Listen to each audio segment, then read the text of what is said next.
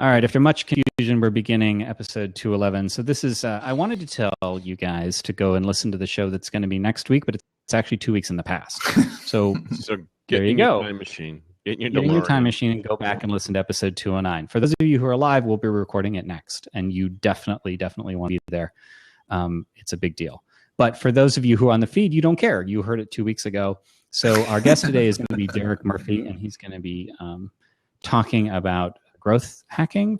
Is that right? I'm just very confused right now. I want to say growth hacking. I don't think growth hacking is the right term. I think it's just hacks, like author hacks. Yeah. Author hacks. Yeah. So he's going to be talking about author hacks. So you guys talk now so I can tell Derek that we're running a little late. Dave, do you have anything cool? There you go. Just jump right to the something cool. Why don't you start with something cool? Well, okay. I do have something cool. I was just doing ladies first. So thanks. You're welcome, honey.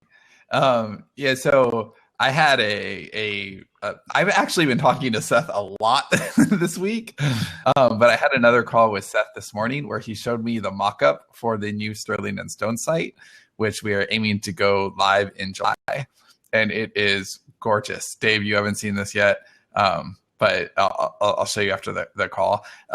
It's beautiful. Like it's what we wanted forever. So it only took us 2 years, but we finally have. Christine says Seth is my favorite. All in caps. We don't have it yet. Yeah, we don't have it yet, but it is. It's the author site we've had in our head forever, and I'm just so excited about it. And it's Seth is working on it. No, he's not doing this instead of Story Shop. It's another Seth. The clone that he put in a Calvinator box and it popped out many of them. So I'm very, very excited about that. There's a lot I'm excited about with Seth in general, but the author site is really great, and it just really goes along with all the stuff that we've been talking about lately as far as kind of reinventing the company. And the episode that's coming up next that you've already heard if you're on the audio feed is another really prime example of that, and could be my something cools for like 8 weeks. And it happened like 48 hours ago or something. Yeah, this is all brand new, and we were just on a call with one of the people on the call is our guest in last week's episode, and we just decided, hey, we're going to record in 30 minutes. Do you want to be on? And it made sense. So he'll be jumping on. But the new site is kind of a rebirth for the smart artist. I mean, for our whole company, but really for the smart artist. And we'll have a lot of content for you guys there. And the podcast will be super organized, and it will be easy to find our books and our events, and just it's overdue, and we're sorry it took us so long, and we know that you've wanted a place to hang out and comment after the shows and stuff like that, and we really have dropped the ball, but we finally are doing it absolutely right, and the site is it's an invitation for everybody, and we're happy that it's going to be done. So we're looking at July for that. Have anything, Dave? That's my something cool. That will have a website. No, you didn't even know about it 10 minutes ago. That's fuckery. You know it. I have nothing else cool. I'm sorry. Maybe I'll think of something for the next hour. Better Call Saul. Talk about that. You always talk about done that. and over with. Okay, then I'm going to take Dave something cool. Go ahead. Of course you are. So I finally saw Punisher or Daredevil season 2, episode 3. He just wants to talk twice. The staircase, the stairwell scene. Oh my God, it's so good. It's so good. That's it. Just if you were a fan of season 1 Daredevil, you probably already seen season 2 and you already beat me to it. But we've been watching less violent stuff for a while, and we finally got our violence on last night with some Daredevil, and that episode is just. That scene is fantastic. They did greenlight a Punisher series, so I'm looking forward to that. I heard that. That's pretty exciting. Did you also hear that they greenlit NBA Jam 2 or Space Jam 2? Oh, good. I've been waiting for that. Is it going to be with LeBron? Yes, it is going to be with LeBron. Of course. And this is I'm actually hopeful for this because I'm going to have to see it because Ethan's going to make me see it. So I'm choosing to take an optimist view of this. Technology has come a long way. LeBron is a way better That's actor not going to save that movie. No. LeBron was funny. You're right. Technology was the problem with the movie. No, everything was the problem with that. But it had a shit director, and Michael Jordan can't act. LeBron the premise was terrible either. LeBron has good timing. He could be funny, but it's also made by Justin Lin, who makes all the Fast and Furious movies. So like an actual. Well, it's going to be great. You've never even seen those movies, asshole. They're good. All right. Anyway, that's my something cools. How about you, Johnny? Finally have my office mostly together, which is nice. I don't know. Some people have asked whether the painting will be returning, and I don't know. Still kind of in limbo, but if I sound echoey, it's because I'm in a room with hardwood floors and everything. And Audra has assigned me a bunch of acoustic panels, which I've ordered and will be here. Will be here shortly. But I have my new desk and everything like that. See, I'm jealous that you guys have like these white walls behind you, and I got what looks like a hoarder's bookshelf. Yeah, everybody likes your background better than our background. Yeah, I'm gonna get rid of it. I'm gonna have a white wall next time. This is really I challenge you. I challenge you to have a white wall next time. I was gonna do it last night actually, but I said I'd probably be writing. Should I briefly tell the story of my desk? Do you think people haven't heard that yet? That could be your something. Yeah, so cool. This may be something cool that isn't totally just about me, although it is of course about me because that's how I roll. But if I take my camera here and I tilt this over, so I'm at a main desk, and that desk over there, that secondary desk, giant bottle of lube. This is just a very short man staring up at you. Why do you always go to the lube? How much lube do you have in your house, Dave? It's all right off camera to my very right. There's a giant like you buy it in industrial drums, yes. right? What if I were to turn the camera and Hitler was there? Holding his fleshlight. So I told this story on Facebook, but basically when I was moving and I was trying to get rid of a bunch of stuff, we put a bunch of stuff up on Craigslist, and we got rid of a lot of stuff that way. We got rid of several $1,000s worth of furniture and equipment and stuff. And there were two things that we couldn't get rid of at the last minute. For some reason, nobody wanted my desk. And because it's a big, heavy thing that I've had literally for half of my life, and nobody wanted our kitchen table and then an entertainment center, which was a lost cause. Like I literally put that out for garbage and some kid came and took it, which is great. But at the last minute, we got somebody to take our dining room table or our kitchen table, just like a friend. Sure, you can have it. And somebody else was supposed to pick up my desk, and they just never responded to emails. And so I was stuck with this big, huge desk. So I called Habitat for Humanity, who will take donations and stuff like that. And they were like, well, normally we would, but there's no room on the truck, and we don't have another pickup before you leave. So I was faced with the idea of hauling it out to the curb to throw it away. And at this point, I'm looking at this desk and I'm thinking, okay, I've known the desk longer than I've known my wife. Every single word I've written, with a few thousand-word exception, has been written at this desk. A large part of Sterling and Stone was birthed behind that desk. The podcast started behind that desk, and I just kind of got nostalgic about it. And so I was mentioning this to Sean and Amy, and I may or may not have used the word historic. It's a historic desk. The Declaration of Independence was done there. And they convinced me to save and repurpose the top. And so I took the top off the desk, and I got rid of the bottom part, and the top made the trip to Austin with me and is now my secondary desk, while I have my nice new up and down desk as my primary. And by the way, I did not get the next desk. That's what I thought I was going to get, but Jonathan Fields convinced me to get an uplift desk, which was like, it looks beautiful. Literally half the money, and it's basically the same desk. So I was like, yeah, okay, I'll get that instead. And it is pretty cool, and I like it. So anyway, that's my story. And, when I talk about a desk for long enough, it makes me think of book covers. And then I just get, right? I mean, I'm not alone in this. One does usually lead to the other. And when I think of book covers, though, I just think of how confused I am. I'm as confused as Dave was when he learned that we were doing 2 SPP episodes. So what should I do, Dave? Well, like me, who doesn't usually know what to do when we have 2 SPP episodes, there's a lot of people that don't apparently know what to do when it comes to a book cover. This is like improv. Sorry for those people.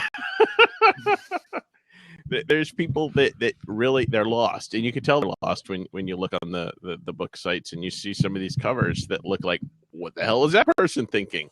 Apparently they don't know any designers. Apparently they were trying to do it themselves. Well, they just thought they had something to lose when they hire a designer. See, but you don't.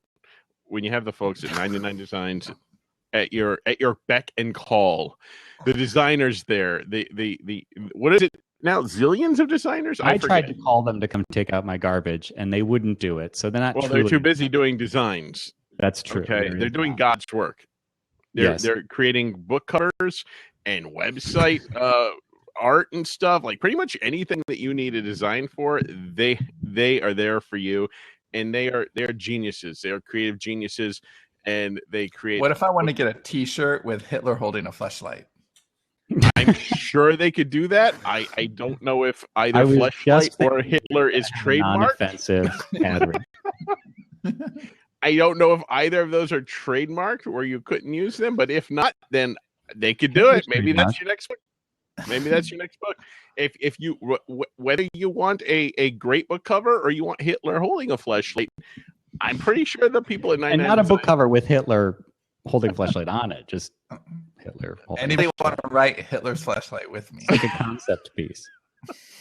Whatever you want, whatever you need, they are there for you, and they have so many great designers.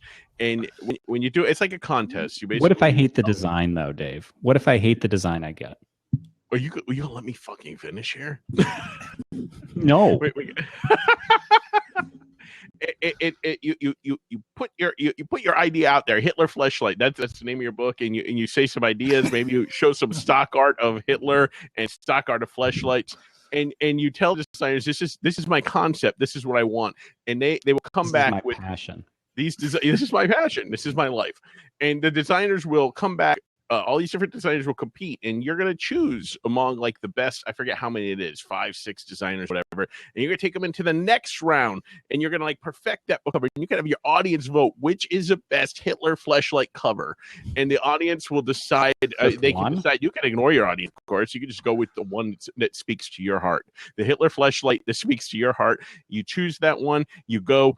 You have nothing to lose because. You could just walk away if you don't like any of the designs, but that's not going to happen because you're going to have more Hitler fleshlight designs and you know what to do with. Well, so start your custom design today at 99designs.com/SPP and use that link and you get the free Power Pack upgrade valued at $99. So there you go. That's what you do regardless of whether you're interested in any dictators or anything like that. So 99designs.com/SPP. All right. So at this point, running a little late. I'm going to go out on a limb and guess that we're the only people that ever combined Hitler and fleshlight in an ad read for 99 Maybe ever. Designs. Maybe ever in the history of the internet. They either have to love us or get rid of us. Well, it is part of our business ethos that we do things that have never been done. And I think we do that every week at about a quarter after the hour, right? Succeeding despite ourselves. I'm going to see if I can add Derek without him calling in. I've never done that before. Maybe I've invited him. Being a host. Oh, he's going to hold a takeover here. Could be. Well, I mean, I'm not even a host. What the hell? Well, you guys are guests. You call in. Oh, I locked the seat. That's probably why. There you go. That may be the reason. Maybe. All right. So you can go ahead and try it again. The funding guru, Derek Murphy, is invading Poland. So there you go. Hey, just in time. There he is. Hey, how's it going? Hello. Hey, going well, Derek. Good to see you again. The spikes are gone. The what? What? The spike, just the spiky hair's gone. It's been growing. If I try to put it up now, it wouldn't stand. Oh, it's too long. I see. Oh, Dave, I'm growing out. his hair's longer than yours. I'm gonna do mermaid hair when I launch the next half of my book, so I need to grow it out and then dye it blue. Oh, awesome! That's kind of the thing now for the mermaid fans. No, that's pretty fantastic.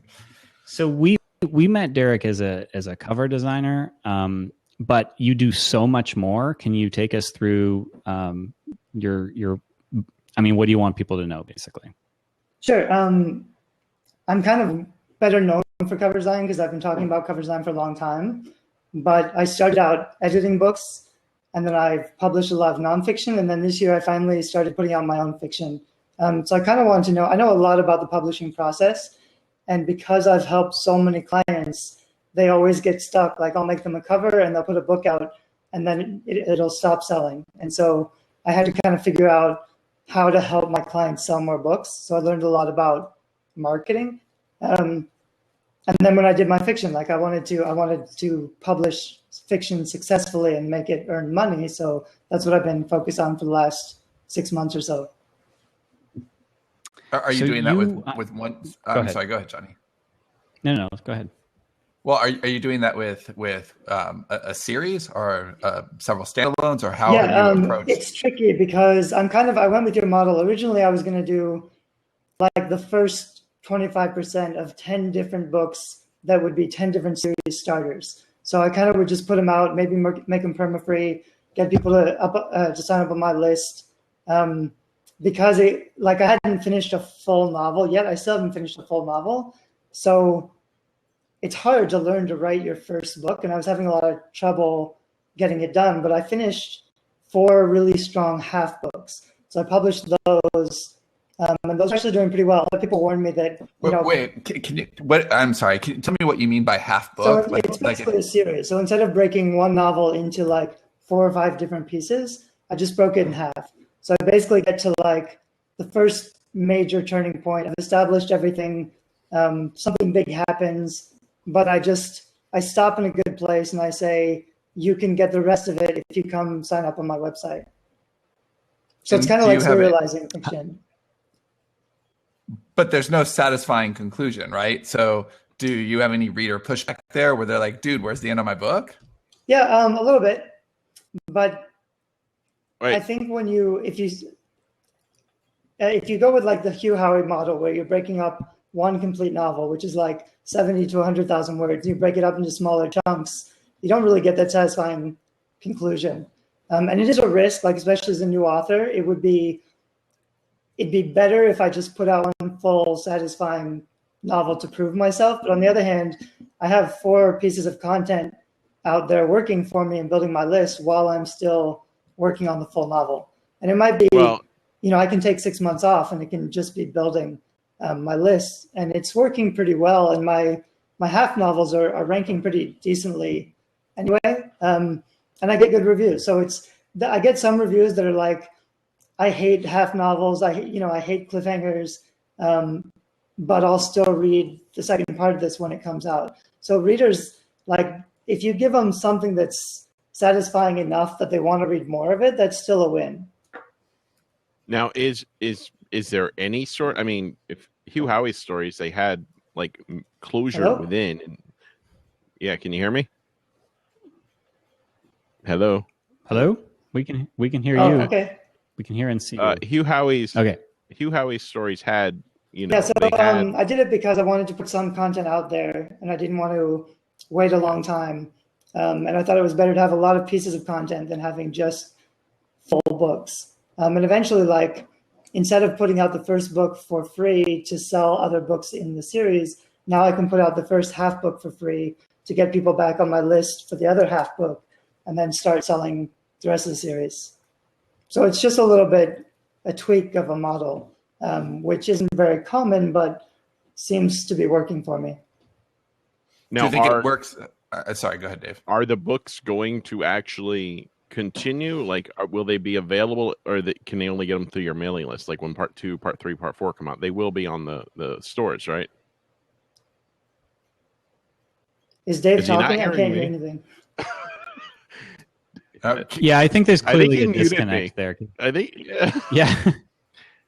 Can you hear me, Derek? I can hear you too. I can't see you, Explain. Dave. Tell him about so Dave.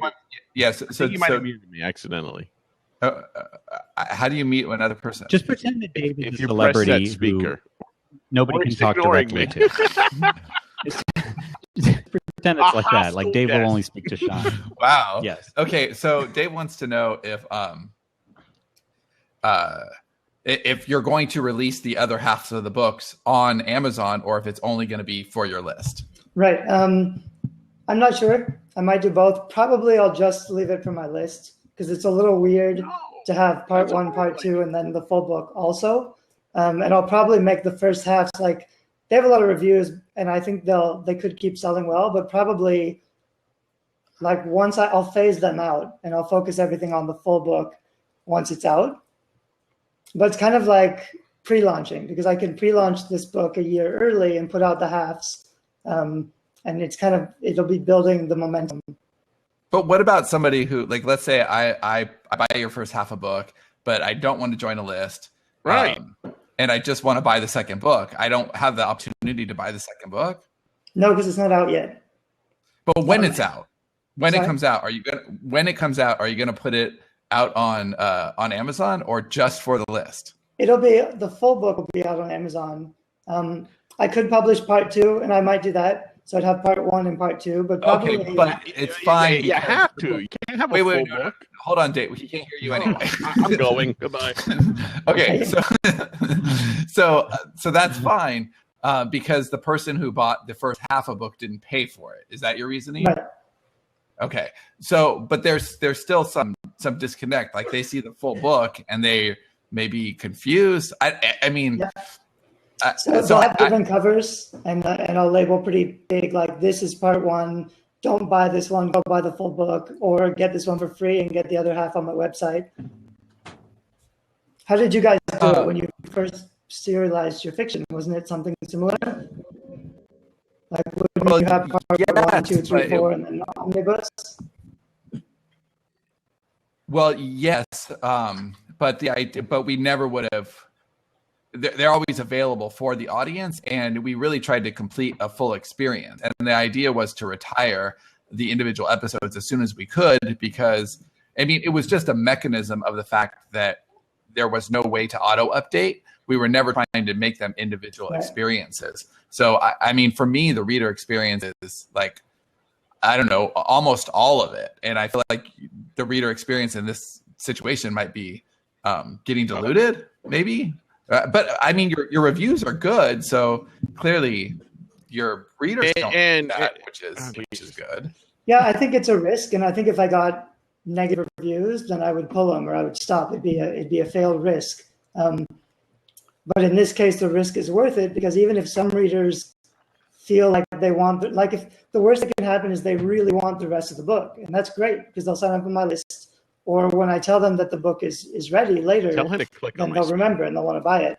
The alternative would be not publishing until everything is ready. I see a lot of authors do that where they, like, I'm not going to publish anything until my first 3 books of the series are done because that'll sell better, of course, and you'll get a better reader experience. But I'll get there later. Like once I'm finishing all these books, that eventually will be my business model. But in the meantime, I have stuff that's out, that's working. I figure it's better to have something, like it's better to be found with something than not to have anything up. Do you think that this is? Do tell him to hit that speaker button. I want to talk. God damn it. Okay, Derek? Do you see a speaker button anywhere down there that you can click so that you can hear Dave? It just says there's a connect to a network error. Make sure your connection isn't blocked by firewall, but it's only for Dave. Dave is now officially being blocked by firewalls. It was only a matter of time. Here's the. Okay, I'm going to say to you guys, I could try kicking him and coming back in or something. I'm not sure. Yeah, why don't you try to jump out and back in and see if Dave jump out and back in? No. I don't know. No, and then does jump out.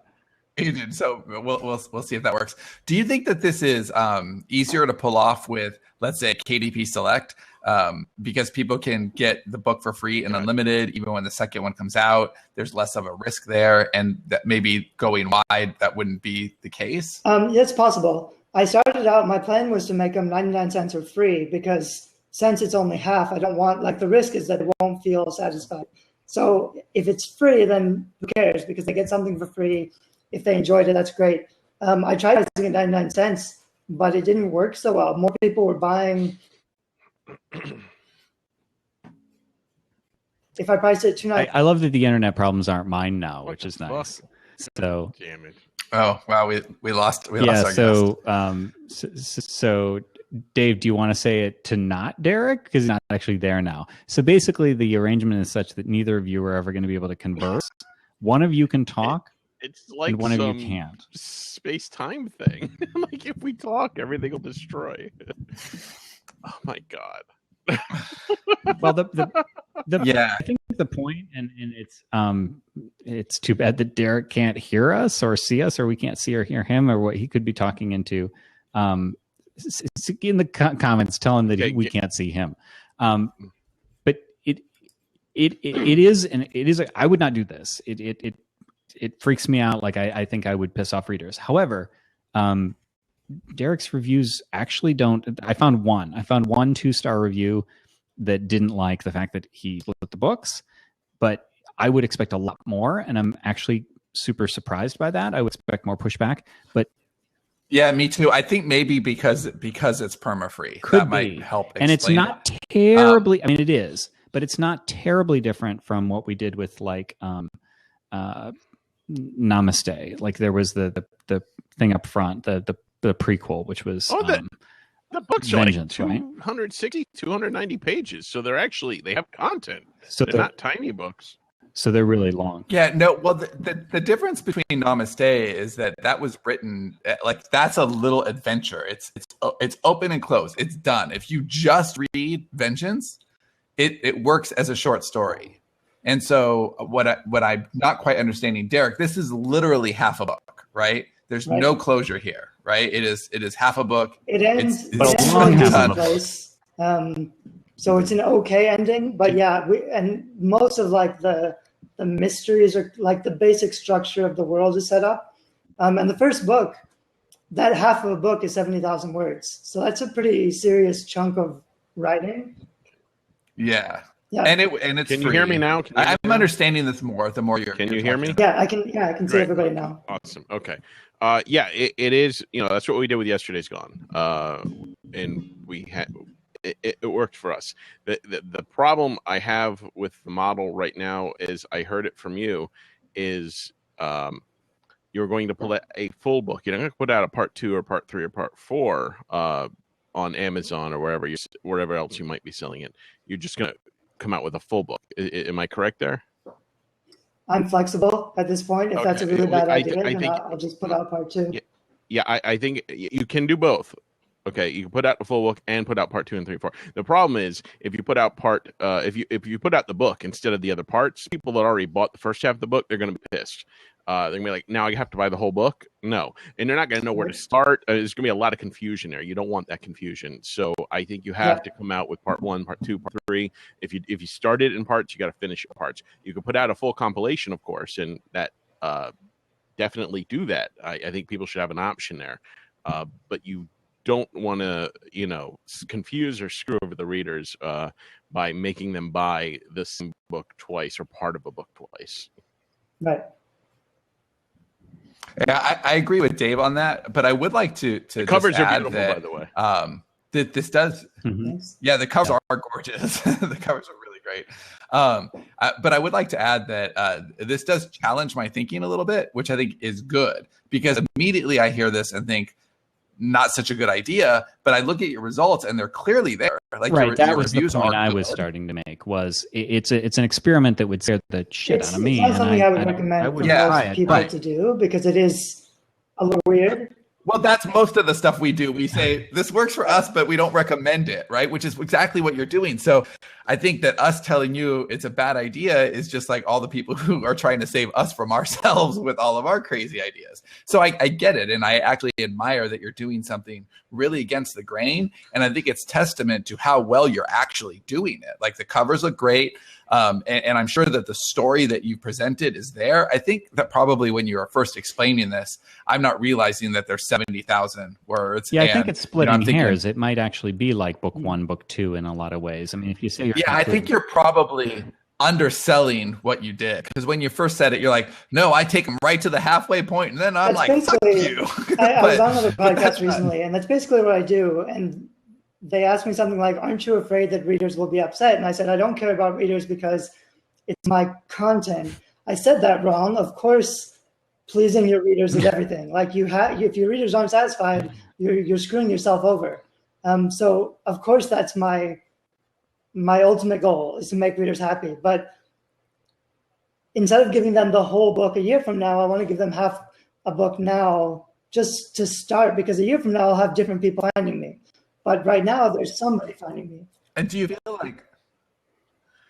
feel like by getting that half a book there, it kind of commits you to finishing it and to getting that second half out there? So it's almost like an accountability partner for yourself.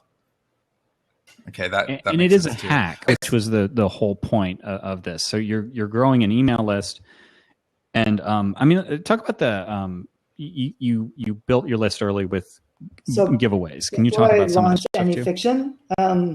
I set up a fiction website because I don't have any platform for fiction. So I started doing book giveaways where I would say, win 10 best-selling books of this genre. And so like if I'm going to put out a dystopian book, it'd be 10 dystopian books, or 10 sci-fi, or 10 vampire romance. Then I'd use Facebook targeted advertising to put that package of free books in front of the right reader. So people of a certain age who like this genre, who like those books, and then they'd sign up on my list. So I have a list of like 13,000 readers who like specific genres that I can market my books to. Then when I put out my book, I'll say, hey, my book is out. It's free. Would you check it out? And that has worked pretty well. But so that's a list of like 13,000. But since I now have a list of like 1,000 actual fans who read my books and signed up to get the other half. So in 3 months, that's not a bad start. No, not at all. What other hacks are you doing besides the half books and the giveaways? What are some other because I think that the interesting stuff here is that even if you're not going to copy and paste this tactic strategy, anybody out there listening, which they shouldn't, there's a lot here to absorb and then think, how can I apply that to whatever I'm doing? So mostly I found it's interesting because I say hacks because in my community, hacks is just doing something better, doing something fast that works. But for a lot of authors, when I say hacks, they think like sleazy marketing tactics. So I've had a lot of, criticism, I guess. People think I'm just trying to screw readers over when I say stuff like hacks. But basically, because I come from sort of a like online business background, basically you bring traffic and you present an offer that people buy because it's a good offer that they want. My voice is going out already. So for hacks, mostly it's just when you're selling books, most marketing fails because you have to keep doing it because you have a flash of sales, your rent goes up, it drops again. So you have to keep advertising and keep doing marketing. So what you really want to do is just, you focus on discoverability and conversion. So discoverability is putting out content that brings readers to you on your blog or other blogs so that you get found. And then conversion is just once you're found and they see your book, are they going to buy it? So that's book cover, reviews, and the summary of your book. So most authors, they're not doing, their basic Amazon page isn't done yet because the cover isn't good enough, or they don't have enough reviews, or they don't have a really good sales description. So even if they get found, nobody's buying it because it doesn't make the sale. And those are easy things to fix, which is why I try to help indie authors fix those things, because that's not really marketing, but they're doing those things wrong. And that's what their problem really is. Well, it's like pre-marketing, it's like it's curb appeal, right? You can't sell a house if it looks like a dump, or at least it's a lot hard. And they go to advertising or Twitter blast, or they get kind of desperate and they pay for stuff that is not going to work because they haven't fixed those things yet. And that's tricky. So I try with like education, I try to teach them to fix those things.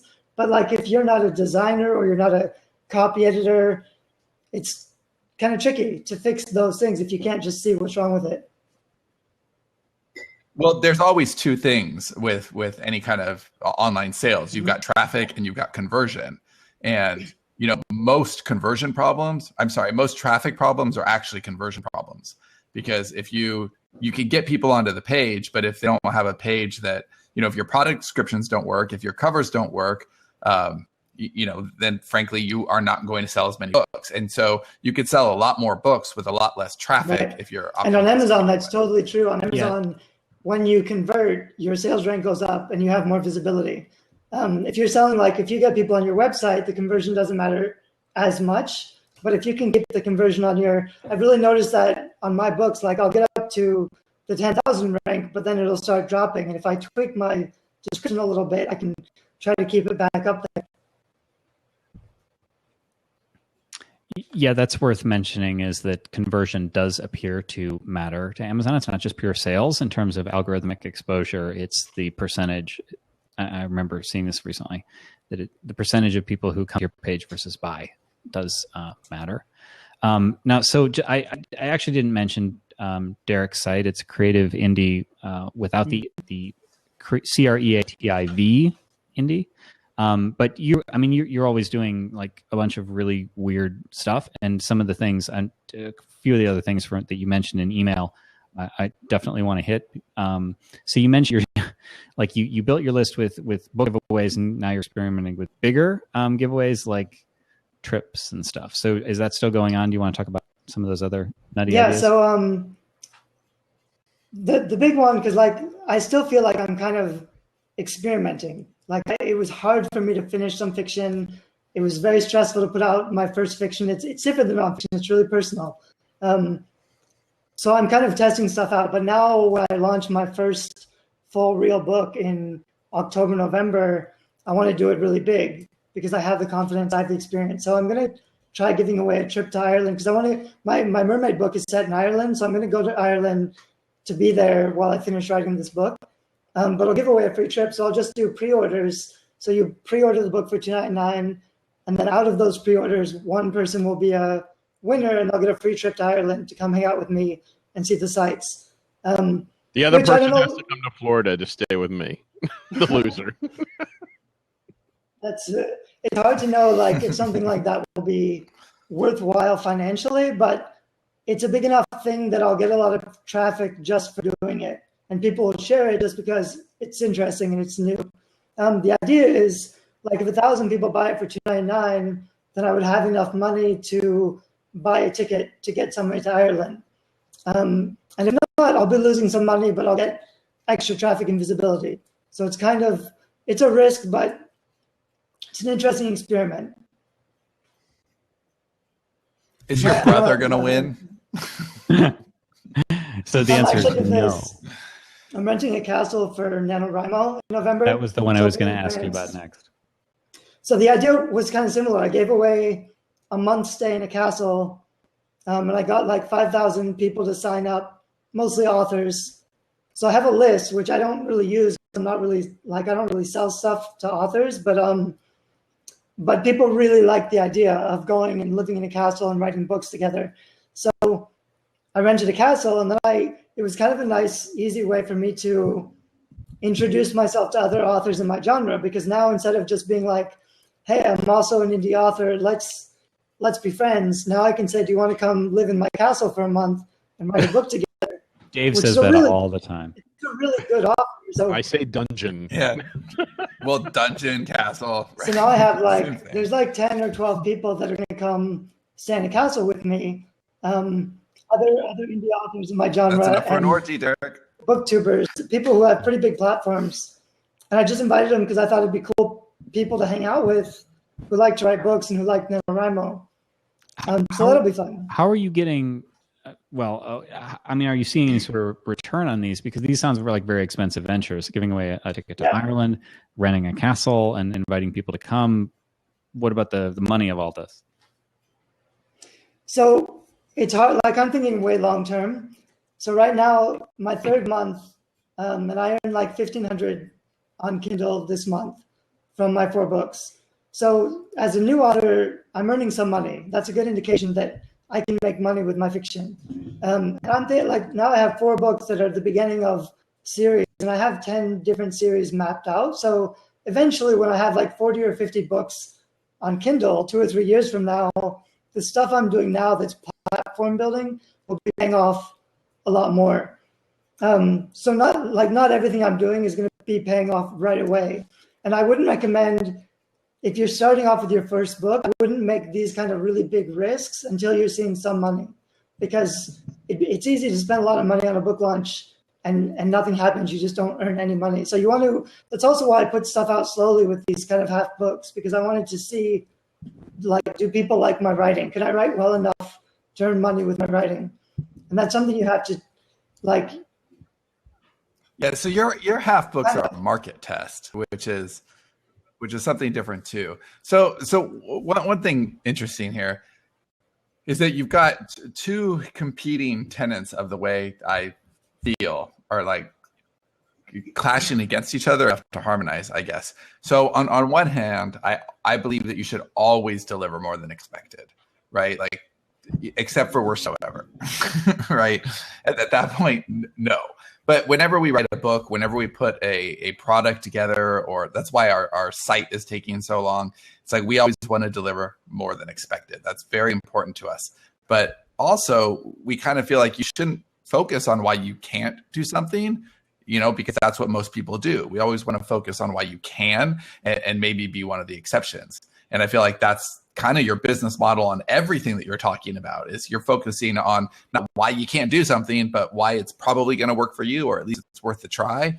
And I think I always want to support indie authors, but a lot of indie authors are writing books with no market, because they start off from a place of like, this is the book I want to write, and I don't care if I don't make any money.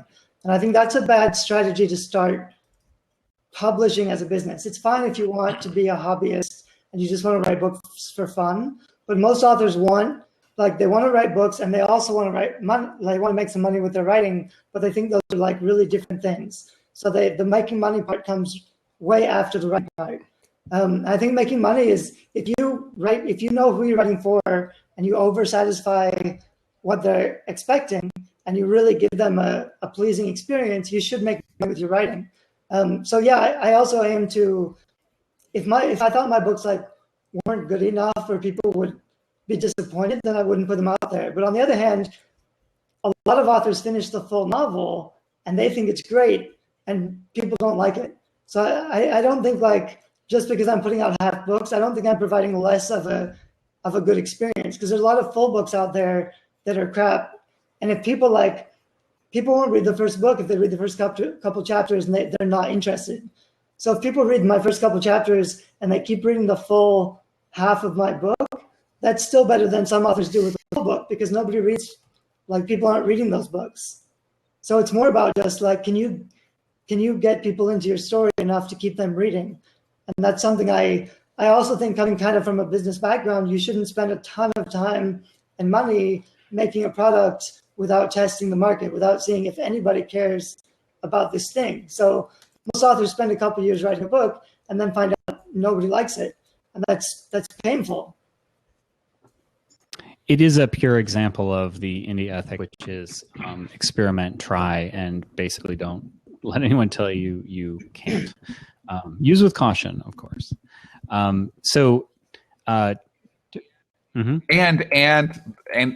hear what other people are doing and try to apply it to your unique situation, right? Derek's giving away a trip to Ireland. I'm going to give away a trip to Ireland, right? Or Derek's putting out half books. I'm putting out half books, because, when you first pitched the idea, it took me a while to understand it enough to warm up to it. But the key is you have a strategy. You know exactly why you're doing it. You're very clear on your why. You know why you're doing it. You know what your plan is. And so that's why it's working for you, because you understand why. And so I think the mistake a lot of people make is they're always looking for the next tactic to try. But if they don't really understand the bedrock of your decision making, then they're going to be doing it. Adam Murr had a question. How do you suggest the average one of those authors not make that mistake, though? Oh, the mistake of spending a couple of years writing a book. This is kind of I'm guessing that's what he's referring to. My platform is creativity. Is basically because 10, 20 years ago, I believed in the follow your passion. So I just wrote what I wanted, and I painted what I wanted. I made these weird surrealist paintings. I found out if you're just doing the art for you and then trying to tell people just to buy it, there's a huge disconnect. It's very difficult to make a living from your creativity if you're not making things that people want. And a lot of authors are really sensitive to that idea, because they're told that you should always tune out the market and write for yourself and do what makes you happy. But if you don't know what people like I'm writing young adult fiction.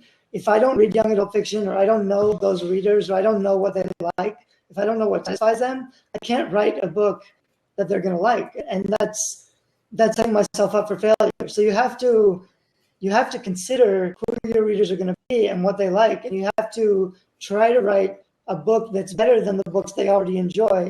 So you have to know who your market is and who you're writing for. A lot of authors, they don't like to think about that. So so everybody followed Derek's crazy experiments at creativeindie.com. That's again without the final E on creative, CREATIV indie. Twitter handle is also Creative Indie. Your fiction is on Amazon as DS Murphy. Anything else that people need to know about? No, nothing else. So, and then our stuff, I'll just mention, I need to mention boot camp. That's the 5-day boot camp we're going to be doing June 13th through 17th. That is sterlingandstone.net/bootcamp. That's free. Definitely get in on that. And I don't know if we'll still be looking for admin help. We'll mention that on the next episode, which aired 2 weeks ago for you guys on the feed. And you're going to say something, Sean, before I finish? Well, no, I have something about the customer service, but I want to say it for the next episode. All right, we'll save that in the next episode. So our only call to action is sterlingandstone.net/bootcamp. Be sure you're signed up. Derek is creativeindie.com. Thank you so much for being on, Derek. Sure, it's fun to talk to you guys. And I guess that's it for the show. So thanks everybody for listening, and we'll see you next time. Thanks. Bye. Thanks, Derek. Bye-bye. Thanks, everyone.